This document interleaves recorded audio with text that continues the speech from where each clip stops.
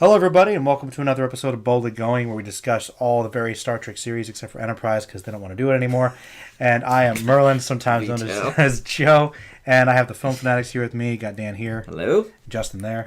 How's it going? And today we go into an episode that is very near and dear to me, the TOS episode, the Corbomite Maneuver. And I know Justin actually saw this one a long time ago when I introduced him to a couple random episodes that I really liked.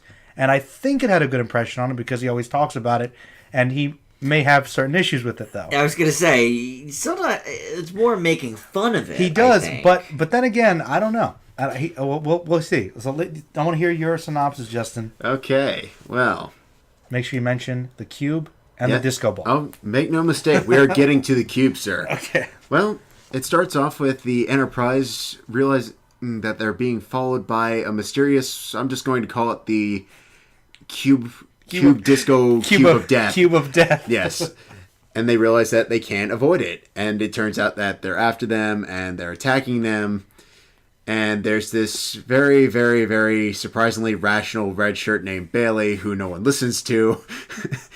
And things get strange from there, leading to a very weird plot twist and an incredibly questionable, borderline despicable decision for from you, Kirk. It's very controversial for you, Justin, the ending of this one.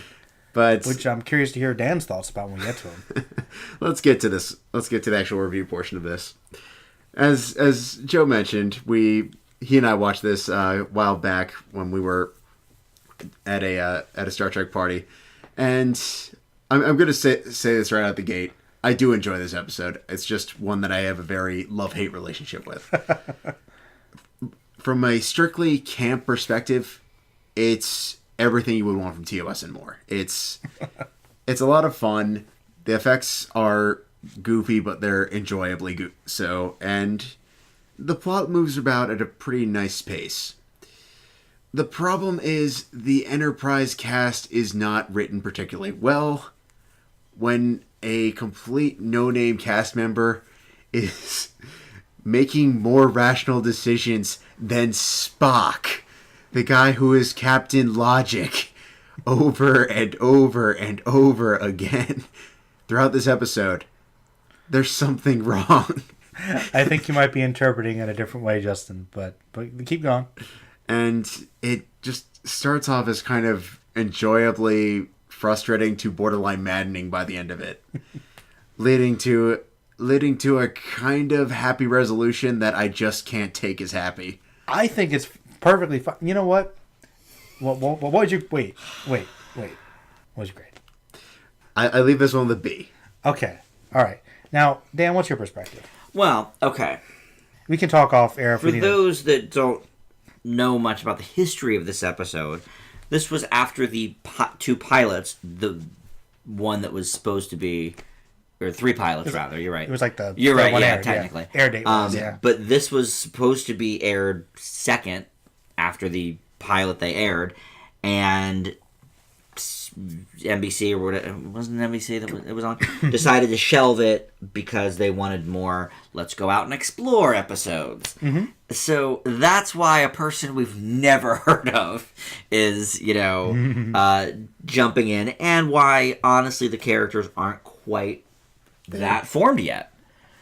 But I think it holds its classic status appropriately. I've always known this episode as The Cube. So you know about this episode? Oh, yeah. Like, this is a legendary... I've seen this before. It's a pretty highly loved episode. Yes, this is one of the classics. I always thought it was called The Cube, actually, but just because that's how it's always the been Cube referred. Of death. But, no, I don't know. It'll be applicable. I like this episode. I think that it's a little cheesy for sure. Yes. You can't deny that. It's TOS. And by nature. Well, yeah, you're right, but even more than most. True. There's Indeed. A lot. enormous disco ball.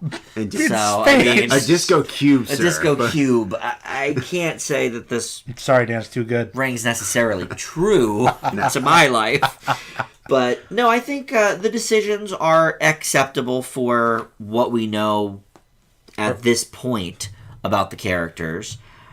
I think if they did this episode at the end of the show, between two of the movies or something in the 80s, it would be obviously laughable. True. But I think the same can be said for many of the TOS episodes that we've watched. I don't know. I liked it. It's a B plus for me. Oh, well, you guys liked it, but not as much as me, because this has always been one of my favorites. I mean, it just gets so many. Well, it great definitely ideas. has problems. I can't It's deny that. got some huge problems. Oh, Yeah. I don't know if they're huge, but they're problems. I mean, They're noticeable. I think there's issues, like it's definitely cheesy, but for me it's that perfect blend of camp and also some really smart ideas. Mm-hmm. You know, and I like the tension that builds. I think some of the strategy works pretty well, especially with the whole Kirk Spock thing, where you can tell Spock doesn't understand certain things, so it makes sense that it's an earlier episode. Mm-hmm. And I just love some of the camp. I love the cube, I love the disco ball, I love Baylock.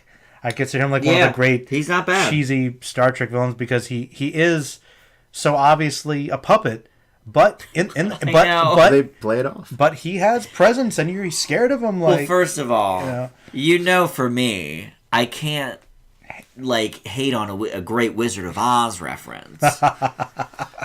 I mean, the reveal at the end is so clearly Inspired. in tribute. Yeah. Oh, Yeah. absolutely. which I was fine with. And no, I mean, I've always really enjoyed this episode a lot. I mean, it's an A for me. Okay. I love it. Fair I mean, enough. it's great. I don't really have too many big problems with it, though. I do want to talk a little bit more about this Bailey thing, because Justin doesn't like the way the character's handled at the end and the resolution of his story arc. But I think, considering everything that happens in the episode, it's fine. Yeah, I mean, I think it certainly makes sense. I mean, obviously, we're not necessarily attached to this person, I'm not. Not necessarily. so but I'm okay with it. I think he's kind of hilarious. I'm trying to find a way to phrase this without getting spoilery, so forgive me if I spend a minute on this one. If I may be so bold, I feel like most of the people watching this are quite familiar with this episode. He's got a point. It's kind of like when we used to do The Sopranos. I mean, we didn't care about spoilers. We just, this person That's died, true. and you know. I mean, I feel like if somebody's seeking this out, they know about the cube. Okay, that's fair. I was just trying to and the keep it true noble. face of Yeah, Baylock. no, Correct. Clint Howard, by the way. Yes. Yes, No, great early Clint. Early Clint. I mean, here's God, the- even as a baby, he was not a pretty person. But he worked in sci-fi. Yes, he did. he would have to. I mean, do you guys want to drink Trani after this? I do. My dad and I always used to quote it and joke that it was Metamucil on set to get everybody looser. Is that right? Yeah. Which There you it could very well be. Yeah, You never know. You never know. But no. So we have this character who's clearly realizing that there's more going on here. Yeah. And is getting shut out at literally every opportunity. Mm-hmm. And then enter resolution with the great twist. And this will forever be my argument to Joe. He's basically sold into slavery. He is a representative of the He is. Federation, though. Yeah. Yes. You I mean, I feel like the only reason he goes along with it is because he knows he doesn't really have a choice. But the thing is, it's established throughout the episode he's not doing very well in Starfleet. He's honestly breaking down when everyone else is he calm. wants to fit in. He wants to feel like he has a purpose And as part of by the end Starfleet of the episode, he's working with the Federation, to learn. But is he? I'm not so sure. I mean, you say with the conversation with Baylock, that they want to learn about each other and build an alliance, and Yes, someone's by gotta literally enslaving one of their own people.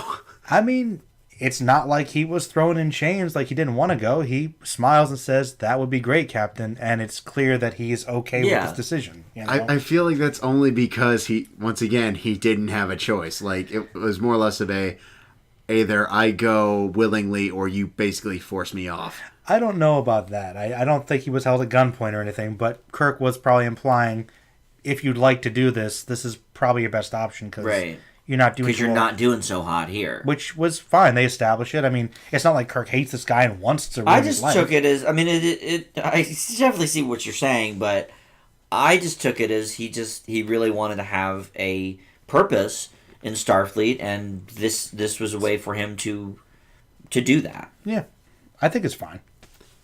But I think there's a difference between learning experience and literally being forced into a new position that you don't want.